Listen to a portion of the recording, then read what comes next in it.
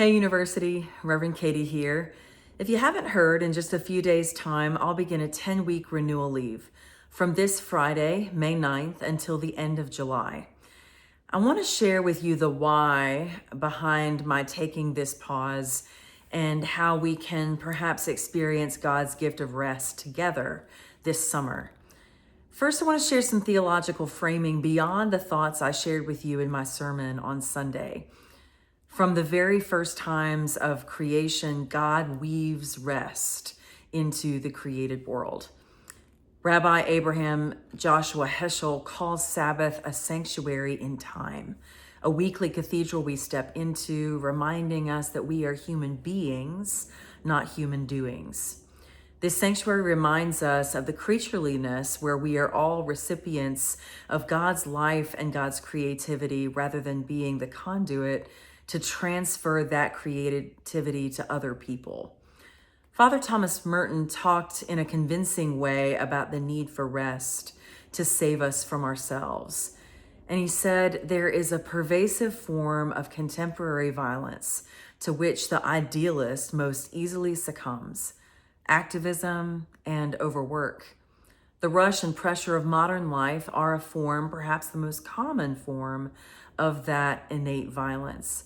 And to allow oneself to be carried away by a multitude of conflicting concerns, to surrender to too many demands or commit oneself to too many projects, to want to help everyone and everything is to succumb to that violence.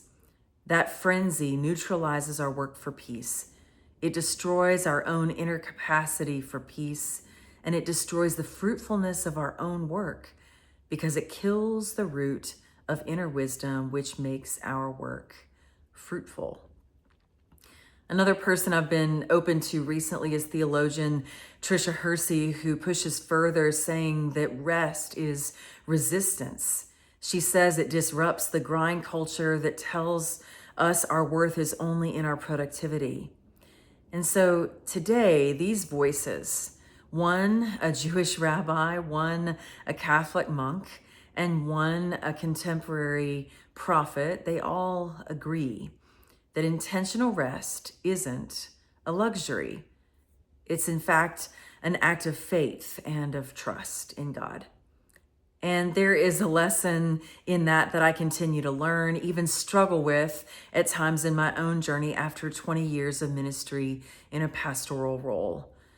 Renewal leave for me is an extended Sabbath, a time to pray, to study, to breathe, and listen for God's next whispers of our own ministry together. Many of you have been asking me, well, what are you going to do with all of this time? And during the 10 weeks, I am going to be centering my time around a few specific key themes. First, to reconnect spiritually with God, to have daily rhythms of prayer and silence and occasional silent retreats. That's something I'm not great at either. I have a connection with the LSU Arboretum through our church, so I can read and reflect outside of my home, and I'll be working periodically with a spiritual director to deepen the health of my own spiritual life. Second, I'm going to be focusing on where I come from. I'm going to be doing some legacy work in my own family. My parents are dead and gone now, and I still have a lot of work to do to organize everything that they left behind in a way that's meaningful. I want to explore their stories and open them up for my children to be able to enjoy too.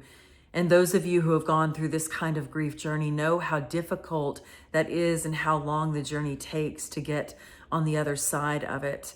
So I'm looking forward to being able to redirect some of their possessions in a way that's meaningful, that gives their love continued life in this world even after their death. All of this takes time and emotional energy that I'm only now ready in my head and heart to expend. I want to reignite creativity, the third piece, connecting to two ways to access creativity through both poetry and then through other forms of art, where I might be able to explore new expressions that I haven't enjoyed before. And in the midst of this, I hope that I'll discover some fresh visions for University, UMC along the way. And lastly, I want to replenish my relationships, particularly my closest ones. I plan to spend quality time with Taylor and my kids, Eva, Jack, and Sam. And they're all getting older, one of them becoming a teenager. And so we want to take advantage of that time traveling together, both stateside and abroad, and then enjoy some quiet days at home. I'll be excited to share with you all of our adventures when I return. When a pastor returns, rested and renewed to a congregation, the whole church body is strengthened. Heschel reminds us that the Sabbath invites everyone, households, strangers, even animals, to rest. So I hope in some way this leave becomes not just my journey, but ours together and feels like permission for you. So I ask you to reflect on this. How might you experience Sabbath anew this summer in a way you haven't before? Maybe you can take on a weekly practice of one evening powering down your devices, taking a walk, a simple meal, lighting a candle, or thanking God for the week with a gratitude practice. Maybe you'll choose to read with me our church's devotional guide, or read a couple of the books on discernment to help you with some things in your own life that you need guidance in, or simply a space to breathe with new thoughts. All of those books are available to you in the resources section of this email. And then I ask that you would pray for me, for my family, for our staff, and for all those pastors who will step into the pulpit, preachers who will step in to speak and give you inspirational words. Church, imagine who we would be if we really dared to rest. I hope this summer becomes a time of collective Sabbaths for us, where we return to the Spirit's rhythm in ways that are meaningful and familiar. And I hope that in August, when we come back together, we'll be refreshed for a new thing. Thank you for being the kind of congregation that supports the well-being of pastors. You are each a gift in my life, and I'm grateful for you in a way that I can't even express with words. May the Lord of Sabbath bless you with deep rest, holy resistance, and overflowing grace through the expanse of these summer days together. See you on July 27th, and get ready for the next chapter that God is writing through all of us.